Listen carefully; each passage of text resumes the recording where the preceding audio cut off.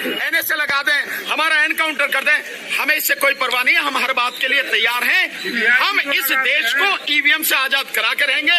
इस देश में जो गुंडागर्दी सरकार की चल रही है, हम उस गुंडागर्दी को खत्म करके रहेंगे, देश को आजाद करा। सर, आज जिस तरह से धारा 144 का हवाला दिया गया, तो कल के प्रदर्शन में भी तो ये बात कही जा सकती है कि धारा 144 से प्रदर्शन नहीं कर सकते। निश्चित रूप से ये बात कही जाएगी। तो ये इनका काम है, हमारा काम है संघर्ष करना, और जो गैर कानूनी ये काम कर रही है सरकार पुलिस के माध्यम से, उसका विरोध करना, उसके खिलाफ लड़ना। हम अंतिम सांस तक लड़ेंगे। 2024 का चुनाव केवल और केवल बैलेट पेपर होगा। इस आंदोलन का ही असर पड़ेगा। पूरे देश के फौजी, जितने फौजी हैं पूरे देश के, इस आंदोलन के साथ हैं। मैं सैनिक कहूँगा, रिप्रेजेंटेटिव यहाँ पर हूँ, पूरे वकील भाई जी हैं, जितने भी देश के क्रांतिकारी लोग हैं, इनके साथ हैं। और मैं ऐलान करता हूँ, मैं सरकार को चेतावनी देता हूँ, इन फौजियों को जो मर्जी फांसी लगवा देना, जो मर्जी फांसी में लटका देना, जेल में डाल देना, हम अपने पूरे आंदोलनकारियों के साथ हैं। और पूरे देश के अपने भाइयों से अपील करता हूँ, प्यारे देशवासियों, सौगंध आपको अपने खून की, सौगंध इस माटी की, खड़े हो जाओ, अपने गांव में खड़े हो जाओ और इस आंदोलन का समर्थन करो, क्योंकि यहाँ पर रोकने का काम कर रहे हैं, लेकिन गांव में पुलिस नहीं आएगी। आप लोगों को खड़ा होना पड़ेगा और इस आंदोलन को साथ देना पड़ेगा। ये वक्त है बदलाव का। यह सरकार को चेतावनी है, इस चुनाव के अंदर 2024 में किसी भी कीमत पर ईवीएम से चुनाव नहीं होने देंगे, नहीं होने देंगे। आप पीछे देख सकते हैं, हमारे जो बहुत साथी हैं, बड़े मजबूत साथी हैं, हरियाणा से आए हुए किसान साथी हैं, किसान संगठनों से जुड़े लोग, किन्नौरी बॉर्डर, पंजाब से आए हुए हैं, जलंधर से आए हुए हैं, पटियाला से आए हुए हैं, और साथ में गुजरात से भी हैं, और आप देखेंगे राजस्थान से, जयपुर से एडवोकेट श्री पूरनचंद भंडारी जी हैं, पूरी अपनी टीम लेकर 2 बसें लेकर आए हुए हैं। सो अभी यहाँ से निकलने के बाद सब साथियों से संपर्क करना है, कौन कौन कहाँ से है।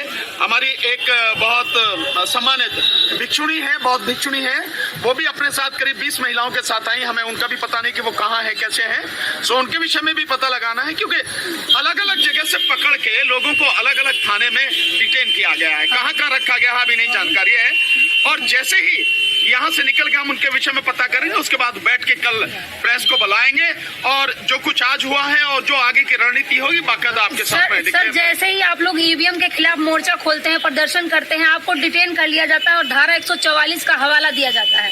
देखिए, हमें डिटेन करने का जो मतलब है, इससे साफ है कि सरकार बुरी तरह से डरी हुई है। अगर सरकार को कोई डर नहीं है, तो हमें प्रदर्शन करने से रोकने से क्या मिलेगा उसको? हमसे क्या दिक्कत है उसको? लेकिन सरकार क्योंकि ये जान चुकी है कि ये आंदोलन ईवीएम हटाओ संयुक्त मोर्चा के बैनर तले, और जो बहुत अलग अलग संगठन लगातार जुड़ रहे हैं, और संयुक्त किसान मोर्चा का पूरा समर्थन मिला हुआ है। और अभी मैं 22 तारीख को शंभू बॉर्डर पर भी मैं गया, वहां भी किसानों ने खुल के हमारा इसका समर्थन किया है। तो ये समर्थन बढ़ता चला जा रहा है, और आंदोलन पूरे देश में, हर गांव में, हर गली में, ये घर घर तक पहुंच चुका है आंदोलन। इसलिए, और सरकार के पास ये इंफॉर्मेशन है, इसलिए सरकार बुरी तरह से घबराई हुई है, डरी हुई है, और वो किसी हालत में नहीं चाहती कि कोई प्रदर्शन हो जाए। आज जितने भी लोग आए, मैं समझता हूँ कम से कम 8-10 हजार लोग जरूर होंगे आज, और ये सारे के सारे लोग जंतर मंतर पर जब दिखेंगे, इतनी भीड़ दिखेगी, तो पूरे देश में जबरदस्त उबाल आएगा। और सरकार इसीलिए घबराई हुई है, इसीलिए अलग अलग जगह हम लोगों को डिटेन करके अलग अलग थानों में भेज रही है। मतलब रही दूसरी बात, जो धारा 144 की है, ये पूरी तरह से गैर संवैधानिक और गैर कानूनी काम हो रहा। आप देखेंगे कि जब हम लोगों को डिटेन कर रहे थे, और एक माइक पर पुलिस वाला जो कह रहा धारा 144 लग गई है, आप हटो यहाँ से, तो हमने ये कहा था, वहाँ एडिशनल वो भी थे डीसीपी, उनसे ये कहा था धारा 144 लगी है, कानून की बात है, तो बताओ कहाँ है? कोई कागज है आपके पास में? किसी का आदेश है आपके पास में? गृह मंत्री का आदेश है, प्रधानमंत्री का आदेश है, किस अधिकारी का आदेश है, या पुलिस कमिश्नर का आदेश है, डीसीपी का, एसीपी का, किसका आदेश है? आप ऐसे नहीं कह सकते। आखिर हम कानून के जानने वाले लोग हैं। आप अगर हमारे साथ में ये कहोगे कि आपने कह दिया, घोषणा कर दी कि धारा 144 लगी, कागज दिखाओ ना, कहाँ लगी धारा 144? वो नहीं दिखाया। इसलिए जो हमें रोका गया है, हमारी जो डिटेंशन है, ये पूरी तरह से गैर संवैधानिक है, गैर कानूनी, इलीगल डिटेंशन है। पर इसका भी इंतजाम करेंगे, चिंता करने वाली कोई बात नहीं है। धारा 144 संविधान से ऊपर नहीं हो सकती, और धारा 144 का आप हवाला देके संविधान का गला नहीं घोट सकते आप। ये जो काम कर रही है पुलिस के माध्यम से, जो सरकार काम करा रही है, करेंगे इसके लिए। अगला कदम क्या होगा? आप जिस तरह से सभी वकील मिलकर प्रदर्शन कर रहे हैं, तो सरकार अपनी तरह से कार्रवाई कर रही है, आप सबका अगला कदम कदम क्या होगा? देखिए, हमारा प्रदर्शन जो है पूरे जैसे मैं अभी आपको बताऊं, मैं आया हूं जो परसों में आया हूं, मैं बल्कि कल मैं आया हूं, सो मैं साउथ दक्षिण भारत में होके आया हूं। वहां जबरदस्त तरीके से उबाला, पूरा दक्षिण भारत इसका विरोध करेगा, ईवीएम घुस नहीं पाएगी। गांव गांव में मैं आपको बता रहा हूं, पंजाब में नहीं घुस पाएगी, हरियाणा के साथ ही खड़े हैं, हरियाणा में नहीं घुस पाएगी ईवीएम। जो भी ये सारी की सारी चीजें कर रहे हैं, तो ये सब कुछ पूरी तरह से गैर कानूनी और गैर संवैधानिक ये सारा का सारा काम। आगे कदम क्या होगा? अभी 29 तारीख को जो हमारे सुप्रीम कोर्ट के एडवोकेट हैं श्री प्रशांत भूषण जी, उन्होंने कॉल दी हुई है, एडवोकेट्स की कॉल है, वो होगा। देन उसके बाद में आगे जो भी होगा प्रोग्राम हम लोगों को आप लोगों को बताएंगे। सर, जंतर मंतर से जब आपको वहाँ पर बसों में डाला गया, उसके बाद कहाँ कैसे क्या हुआ? नहीं, उसके बाद बड़ी अजीब सी स्थिति लगी। पहले तो वहां से हमें उठा के और घुमा के हमें लेके गए, पहले वहां पे वो जो संसद मार्ग थाना है वहां पे रोक के रखा। देन उसके बाद में वहां से गाड़ी को लेके चले, तो हमने सोचा कि शायद मंदिर मार्ग थाने जा रहे होंगे। वहां से घुमाते हुए लेकर आए, वो घुमाते हुए लेके, और फिर वहां से चाणक्यपुरी की तरफ को होके फिर पटेल मार्ग पे होते हुए हवाई अड्डे के इधर को आके फिर यहाँ ले आए, और यहाँ लाके फिर यहाँ से आगे को ले गए, कापसखेड़ा थाने के सामने लाके फिर यहाँ से आगे को ले गए। फिर गाड़ी वहां से मतलब एक आगे शायद वो है एक फार्म हाउस में शायद रखने का था। फिर उसने शायद क्या हुआ हमें नहीं पता। उसके बाद आगे को ले गए और वहाँ हरियाणा बॉर्डर से घुमा के और तब यहाँ लाके यहाँ इसमें कापसखेड़ा थाने में इस समय हमें डिटेन किया। कितनी देर से हिरासत में है आप लोग? नहीं, आप समझे कि जिस समय हमें प्रोग्राम था 12:30 बजे हमारा वहाँ पे था, और आप समझिए करीब 1 बजे के लगभग हम लोगों को वहाँ से डिटेन किया। उसके बाद से लेके आ रहे हो, तब से हम लोग यहीं पर हैं, इसमें कापसखेड़ा थाने में है। अब जिस समय भी हमको छोड़ेंगे उस समय की बात है। लेकिन सर, जंतर मंतर के पास तो और भी थाने थे वहाँ नजदीक में ही, फिर इतनी दूर यहाँ पे भाई अलग अलग जगह जो है क्यों कर रहे हैं ये? क्योंकि सभी थाने इस समय भरे हुए हैं। आज जो एक जबरदस्त प्रदर्शन था, अलग अलग जगह से लोग आए, इन्होंने कुछ लोगों को, कहीं 50 को, कहीं 20 को, कहीं 25 को, कहीं 30 को, कहीं 70 को, कहीं 60 को, इस तरह से अलग अलग थानों में इन्होंने जो है डिटेन करके रखा हुआ है।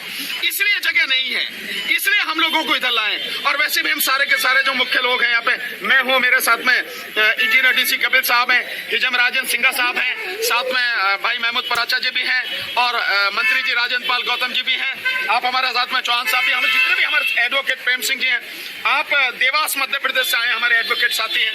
तो ये जो सब लोग हैं, इन सबको यहाँ रखा गया है। हो सकता है कि भाई दूर ले जाओ, जब पास में आ जाओगे, इन्हें छोड़ोगे पास में तो फिर नहीं पहुंच जाओगे, ये भी बात हो सकती है। सरकार को डर सता रहा है कि दोबारा प्रदर्शन शुरू कर देंगे। सरकार की टांगे कापी हुई है, ऐसे देख रहे हो आप, ऐसे टांगे कांप रही सरकार की, तभी हम लोगों को डिटेन कर रही है। लेकिन हम आपको बता देना चाहते हैं, इस बार ईवीएम हटेगी।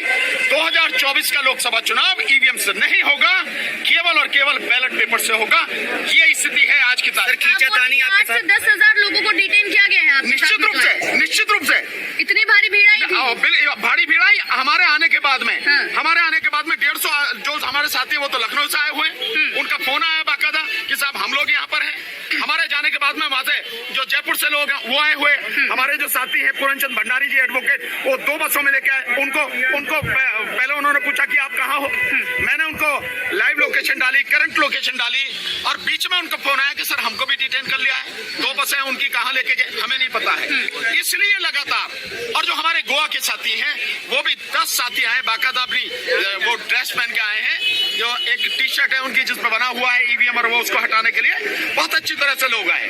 अभी जाके निकल के पता लगेगा। पुलिस का रवैया कैसा रहा? जो खींचातानी पुलिस का रवैया जंतर मंतर पे, पुलिस का रवैया जंतर मंतर पर जैसा होता, जबरदस्ती गुत्तम गुत्ता भैया उठा के लेके आए, जबकि इसकी जरूरत नहीं थी। लेकिन यहाँ जो हम थाने में आए हैं, पुलिस का रवैया यहाँ बहुत अच्छा है। पुलिस ने कोई किसी तरह की हमारे साथ में कोई जाति कुछ नहीं की है। वहाँ पे तो ऐसे वहाँ तो देखिए, वहाँ तो वो जबरदस्ती करते ही है, खींचातानी करते हैं। खींचातानी वहाँ की उन्होंने जबरदस्ती उठा के डाला, जबकि हम कह रहे हैं कि गिरफ्तार करना, डिटेन करना, तो हम चल ही रहे ना। बावजूद उसके उन्होंने कहा, और उसमें भी जो एडिशनल DCP है उसने ज्यादा वो करी है वहाँ पे जो है। तो जेल में भी भेजा जा सकता है आपको, या हिरासत में रखेंगे? नहीं, ये जेल में नहीं भेज सकते। किस आधार पे भेजेंगे? ये धारा 144 है। धारा 144 का मतलब होता है डिटेंशन। और वो भी कैसे होता है कि सुबह से लेकर शाम तक। अब शाम को जाकर हम प्रदर्शन नहीं कर सकते ना, इसलिए ये सारी चीजें हैं। और वैसे ये जेल में भेज दें, हमें जो है मतलब हमारे खिलाफ FIR लगा दें, UAP लगा दें, सीने से लगा दें, हमारा एनकाउंटर कर दें, हमें इससे कोई परवाह नहीं है। हम हर बात के लिए तैयार हैं। हम इस देश को ईवीएम से आजाद करा के रहेंगे।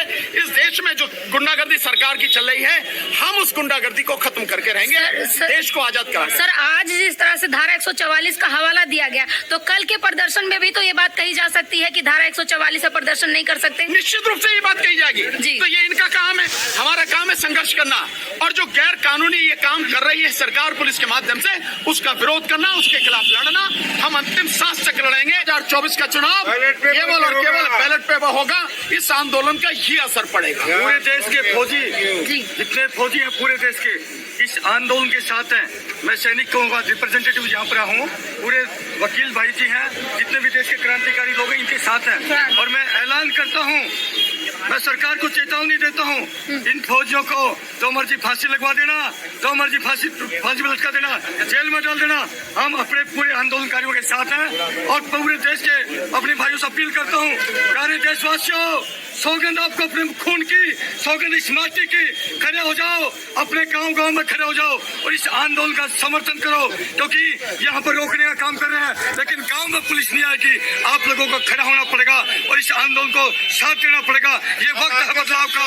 यह सरकार को चेतावनी है, इस चुनाव के अंदर 2024 में किसी भी कीमत पर ईवीएम से चुनाव नहीं होने देंगे, नहीं होने देंगे। आप पीछे देख सकते हैं, हमारे जो बहुत साथी हैं, बड़े मजबूत साथी हैं, हरियाणा से आए हुए किसान साथी हैं, किसान संगठनों से जुड़े लोग हैं। तो आप इसी समय देख लीजिए कि न केवल वकील हैं, फौज के साथी साथ में हैं, जो ड्राइवरों की एसोसिएशन है, जिन्होंने पूरे देश को जाम किया था, आप उसके अध्यक्ष हैं। वाहन चालक जो एसोसिएशन है, उसके आप अध्यक्ष हैं, सुरेश चंद्र यादव जी। कहना चाहूंगा सर, जब ड्राइवरों की हड़ताल हुई थी तो कुछ दिनों के अंदर सरकार ने बातचीत का फैसला कर लिया, सरकार ने पीछे कदम ले लिया। अब अगर ड्राइवर लोग भी इन लोगों के साथ जुड़ जाएंगे ईवीएम की लड़ाई में, तो कैसी तस्वीरें हो जाएंगी?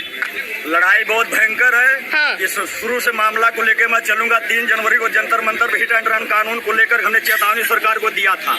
इसके बाद सरकार हमारी बात को मानने के बजाय हम 16 तारीख को आजमगढ़ पहुंचे और रात को 8:30 बजे बगैर कोई हमें जो है कि वारंट जारी किए, हमारे घर से चारों तरफ घेर करके 2 गाड़ी पुलिस के साथ उठाया गया। 3 दिन हमको कस्टडी में रखा गया, लेकिन इसके बारे में कोई जानकारी नहीं दी गई। वहाँ CID द्वारा हमसे ये पूछताछ की गई कि आपको संगठन चलाने के लिए फंड कहाँ से आता है। हम स्वयं गाड़ी चला के मेहनत करके अपनी यूनियन को चलाते हैं, ड्राइवर भाइयों से चंदा लेकर चलाते हैं, लेकिन मोदी सरकार के कर्मचारियों ने हमसे सवाल किया कि चंदा कहाँ से आता है। एक बात आज मैं पूछना चाहता हूँ, 6,566 करोड़ रुपया किसके यहाँ से चंदा आया है मोदी सरकार के अकाउंट में, इसका हिसाब कल मैं जंतर मंतर पे करूंगा। तो क्या ड्राइवर लोग भी ईवीएम की लड़ाई में भी जुड़े हैं? ड्राइवर इस आंदोलन में हिस्सा लेगा, ईवीएम की लड़ाई में, ईवीएम की लड़ाई में हिस्सा लेगा। हाँ। और माननीय प्रधानमंत्री को सत्ता से उखाड़ कर फेंकने का काम भी करेगा। इसमें कोई समझौता